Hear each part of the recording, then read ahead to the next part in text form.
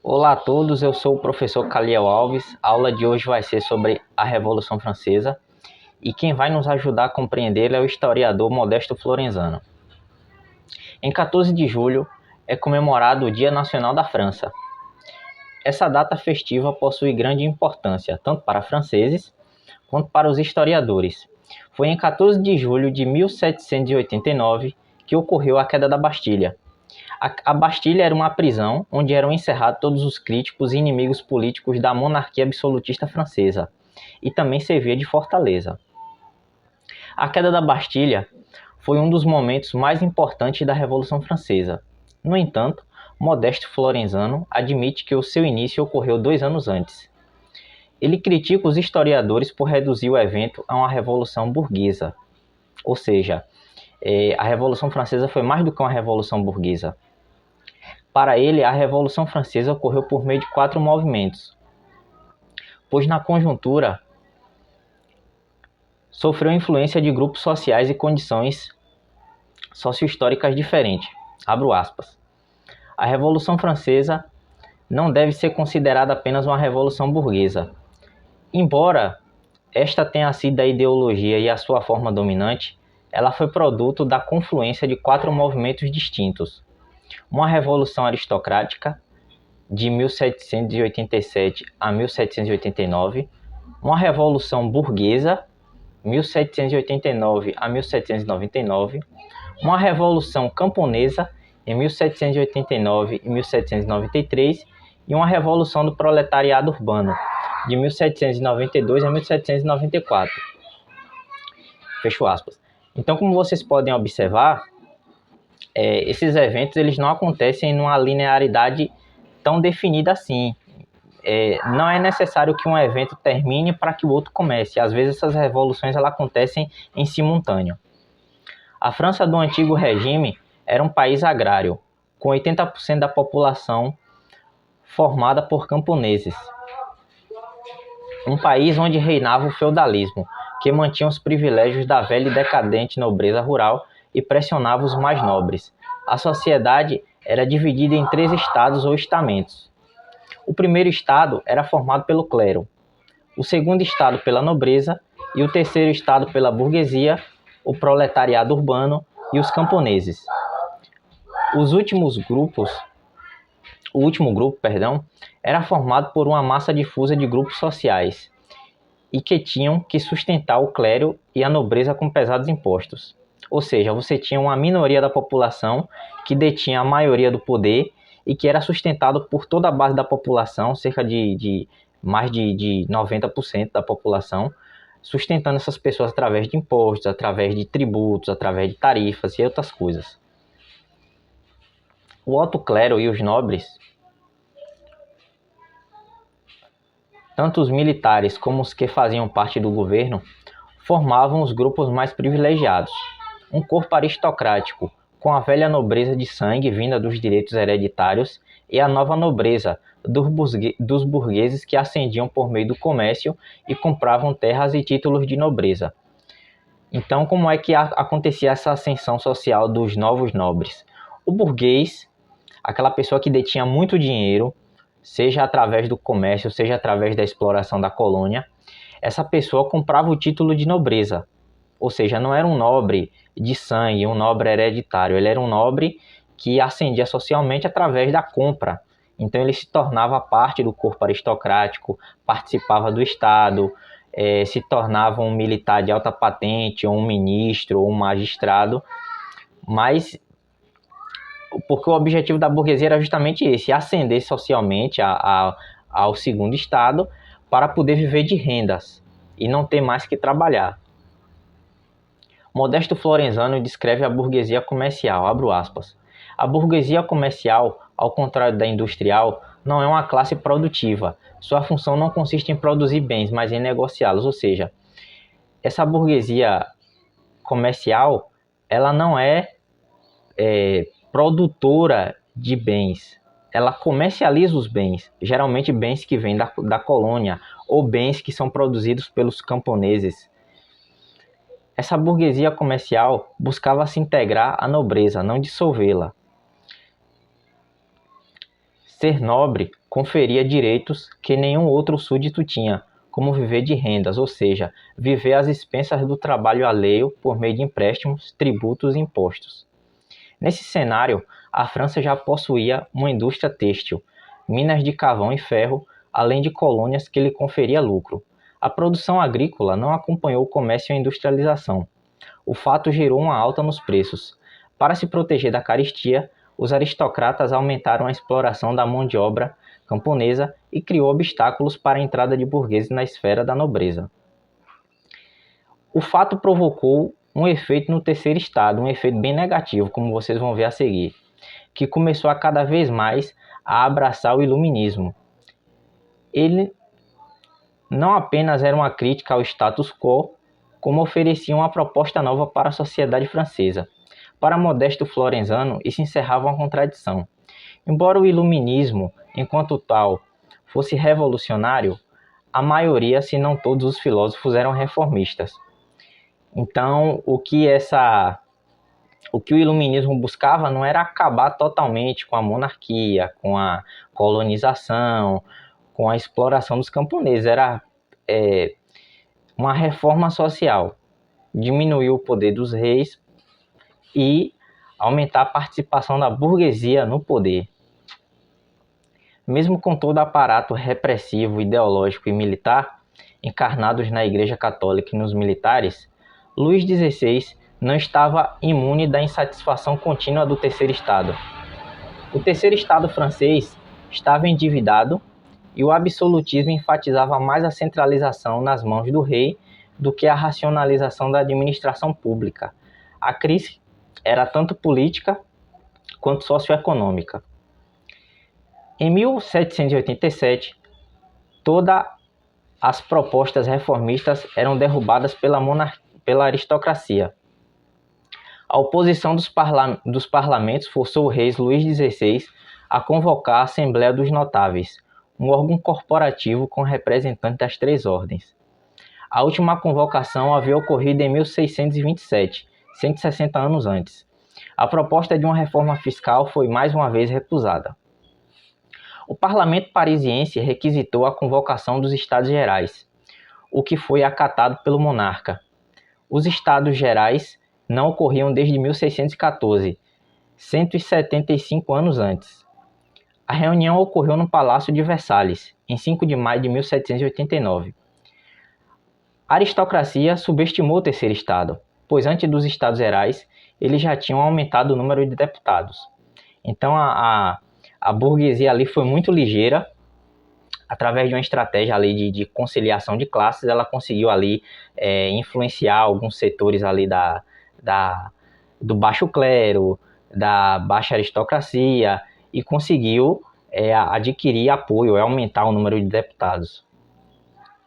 Um dos líderes era o abade Emmanuel Joseph Sieyès, que escreveu um texto em 1789.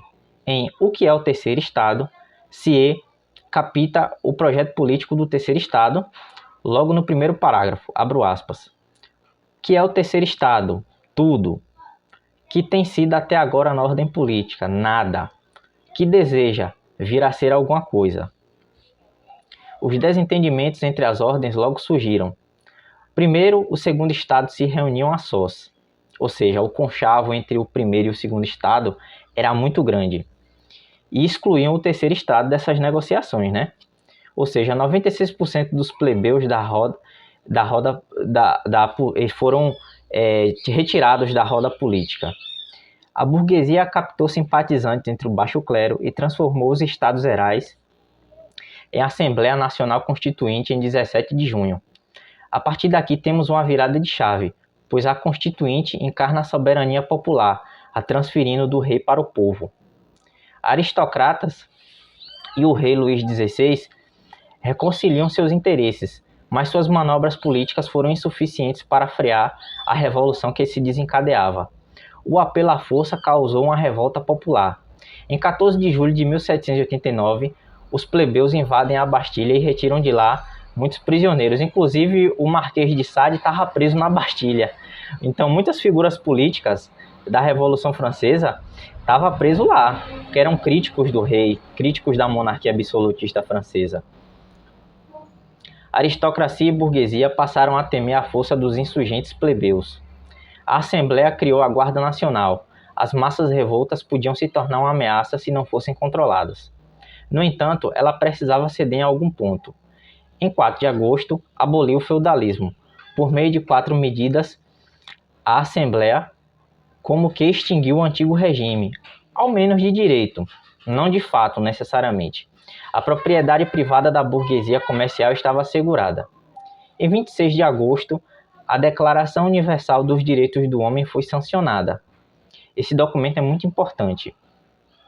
Um dos precursores da Declaração Universal dos Direitos Humanos da ONU em 1948. Importante marco do direito constitucional moderno, estabeleceu normas de direito universais, algo que a monarquia absolutista não havia alcançado. Então, essa declaração aqui, ela foi importante não só para o constitucionalismo, mas também para a própria criação, né, da concepção dos direitos humanos, que são direitos universais, que são direitos que respeitam a integridade humana. E essa declaração aqui estabeleceu normas gerais na França, no direito francês, que a própria monarquia absolutista não havia alcançado. O ano de 1789 inaugura o período de monarquia constitucional. O liberalismo, o iluminismo, a laicidade do Estado, a divisão dos poderes, o poder representativo por meio de eleições e a constitucionalidade garantiram à burguesia o desenvolvimento do capitalismo. Entretanto, esse processo não estava livre de contradições. A Assembleia criou 2 categorias de cidadão.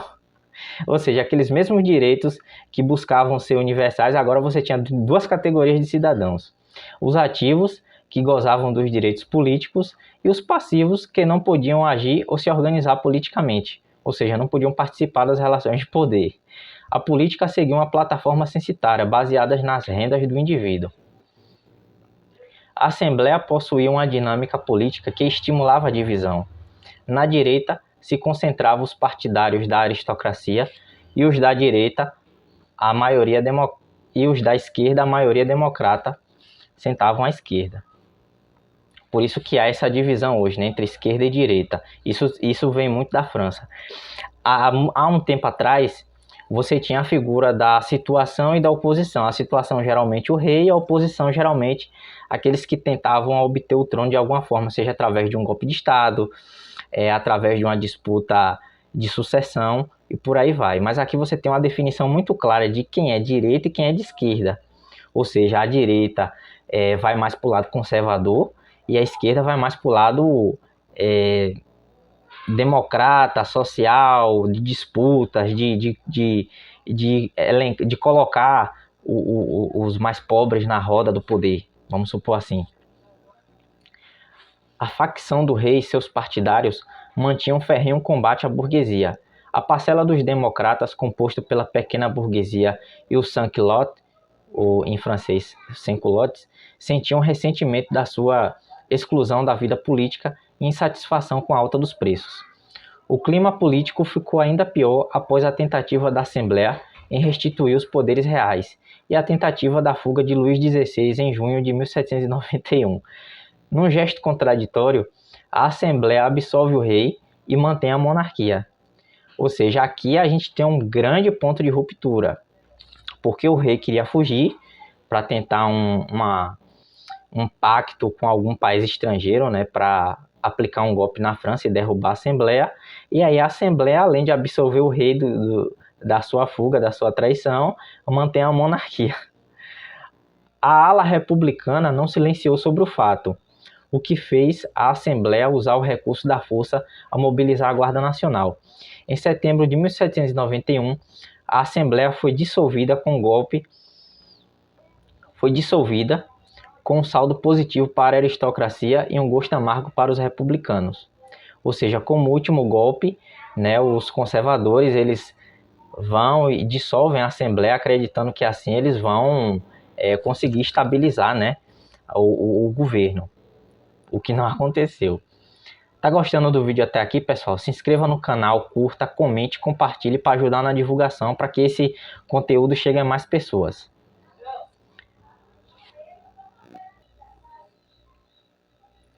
Em abril de 1792, a França entra em guerra contra a Áustria e a Prússia.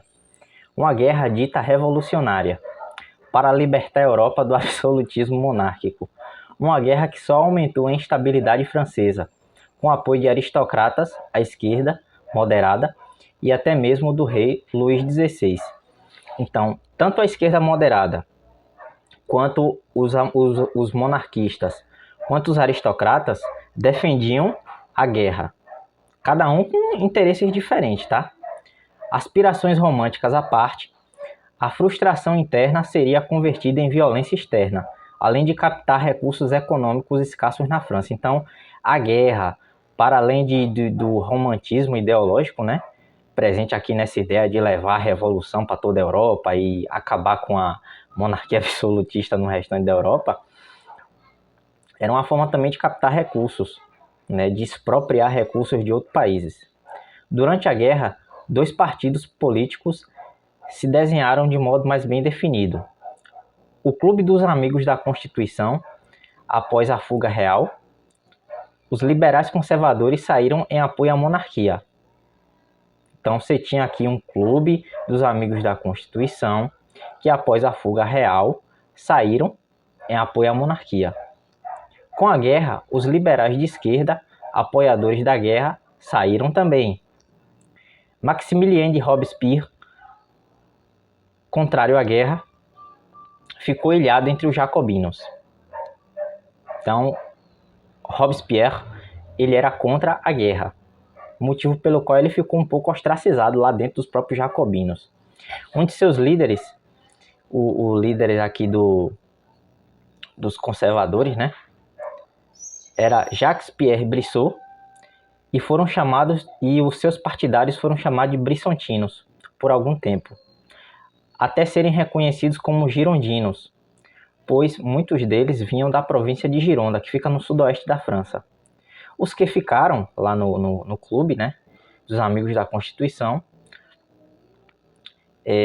permaneceram se reunindo no convento dos jacobinos, motivo pelo qual esse partido passou a ser chamado de jacobino. E eles eram identificados com a esquerda mais radical. A guerra se mostrou um empreendimento arriscado para a França, e mais um elemento de desestabilização e empobrecimento interno.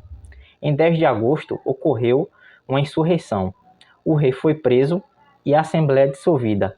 A aliança entre jacobinos e Saint-Claude elevou a revolução ao ponto mais alto do radicalismo. Em setembro de 1792, foi reunida a Convenção Nacional. A monarquia foi extinta e foi proclamada uma república una e indivisível. Até mesmo um novo calendário foi adotado, tendo como ponto de partida, né, o ano zero seria o ano da dita revolução. Os Saint-Claude promoveram o primeiro terror, massacres e pilhagens sem precedentes. A minoria de esquerda seguiu os jacobinos, a denominada montanha. A maioria de centro dava apoio aos girondinos, era a denominada planície ou pântano. O conflito entre liberais e democratas passou do campo do discurso para o campo das armas em pouco tempo. A radicalização do Saint-Claude, maioria do proletariado urbano, seguia em um rumo contrário à moderação dos camponeses livres das amarras feudais. Aí aqui você já tem um conflito de classe muito grande. Os camponeses, eles diminuíram um pouco o radicalismo. Já os Saint-Claude, que era o proletariado urbano, eles queriam tacar o terror, entendeu? Eles queriam expropriar, queriam tomar as coisas dos aristocratas, queriam acabar com a monarquia, queriam radicalizar o processo mais ainda. Os girondinos manifestavam grande preocupação com o terror promovido e a diferença de ação política para com os jacobinos, o que motivou a sua derrocada. Abro aspas para Modesto Florenzano. 3 episódios contribuíram para a sua desmoralização e queda. O julgamento e execução do rei, em janeiro de 1793, a traição do comandante dos exércitos republicanos, o general Charles-François Dumouriez, e a vitória da contra-revolução da província da Vendéia. Os girondinos foram expulsos da convenção em 2 de junho de 1793. Os jacobinos canalizaram a revolta do Sans-Culottes contra os seus inimigos políticos. O terror e a ditadura foram as estratégias adotadas para dar conta da guerra externa, a guerra civil, as revoltas nas províncias, a economia de guerra e a crise econômica. Veja que aqui tem muitos elementos durante a Revolução Francesa, né? Então há conflitos tanto externos quanto internos que acabam criando uma desestabilização muito grande. E os jacobinos só viram como maneira de estabilizar esse confronto político através do terror e da ditadura. Do ponto de vista ético e moral, não é justificável, mas do ponto de vista político, se mostrou a única estratégia viável para dar conta de tanta instabilidade. O governo foi declarado revolucionário até que a guerra afindasse. A Constituição Francesa de 1793 foi suspensa. Importantes medidas foram tomadas, como a abolição da escravidão nas colônias, confisco de propriedade de franceses emigrados, e houve também distribuição de terras entre os camponeses. A aliança de classes entre jacobinos e sans-culottes não perdurou. O descontentamento das classes e o conflito de interesses pesou de forma definitiva. Em 1794 já não contavam mais com o apoio de ninguém. Havia apatia política e esvaziamento do projeto revolucionário. Em 27 de junho, o 9 do Thermidor, Robespierre, foi preso e no dia seguinte foi executado. A queda dos jacobinos pôs fim ao terror. Os girondinos sobreviventes voltaram à convenção, ao mesmo tempo que muitos jacobinos são expulsos. Foram caçados pelos filhos da aristocracia, o Jeunesse dorée, a Juventude Dourada. A ala jacobina mais exaltada não se rendeu. Novas jornadas populares foram tentadas em 1795. Por 3 vezes seguidas, esses movimentos foram abafados, pelos adversários, ou seja, os jacobinos, por meio da exaltação dos sans-culottes, nessas jornadas populares não conseguiram voltar ao poder. Em 1796, François-Noël Babot, o Graco Babeuf, liderou a conspiração dos iguais. Ele era um ex-jacobino, que criou um projeto político diferente. Ele é considerado até um precursor das ideias comunistas. E o movimento conspiratório também foi debelado pelos girondinos. Em 1795, antes da dissolução, a Convenção Thermidoriana sancionava uma terceira Constituição, mais moderada que suas antecessoras. Dividia o poder legislativo em um congresso bicameral e o executivo seria composto por um colegiado de 5 diretores, motivo pelo qual esse período foi chamado também de diretório. A participação política, mais uma vez, voltou ao formato censitário. O diretório não conseguiu governar sem temer jacobinos e aristocratas. Então o diretório tinha ali um grande problema, Você tinha ali os partidários do rei, que era a aristocracia monarquista, e você tinha ali também os jacobinos, que era a esquerda mais radical, aquela esquerda democrata. A guerra na Europa não havia acabado e os custos da revolução não haviam terminado. Essa instabilidade permitiu que novas forças políticas entrassem em cena, como um certo general Bonaparte. Para quem ficou no vídeo até o final, se inscreva, deixe um like, compartilhe e sugira também um tema para os próximos vídeos, deixe também lá um comentário, porque é muito importante, porque através dos comentários de vocês eu vou tentando entender como é que eu vou seguir aqui. Inclusive esse vídeo foi sugestão de um dos inscritos do canal. Até o próximo vídeo, pessoal.